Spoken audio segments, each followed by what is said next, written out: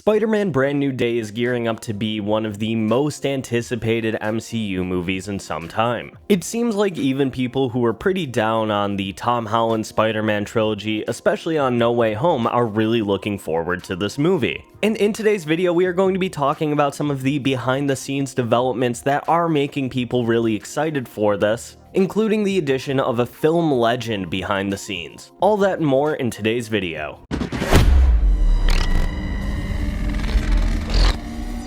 We are officially 1 month into filming for Spider-Man Brand New Day. And in the last month, we've seen all kinds of exciting pictures from the set, casting announcements, and probably one of the most exciting aspects that a Spider-Man film could possibly have. We knew the action and stunt work in Spider-Man Brand New Day was going to be top tier with the addition of Destin Daniel Cretton as the film's director. Shang-Chi has some of the best action sequences we've seen in the MCU, and given the character's background and skill set, that of course needed to be a priority. Now, I think there is really great action sequences in every Spider-Man movie we've seen, but with Spider-Man there's typically more of an emphasis on CGI spectacle rather than the actual physical stunt work. Now, a huge aspect that led to the hiring of Tom Holland over 10 years ago was due to his athletic ability as a gymnast and dancer, which led to him doing a large portion of the stunt work for the Spider-Man and Avengers movies he was a part of. But as I already mentioned, a lot of those fight sequences were more based on CGI spectacle.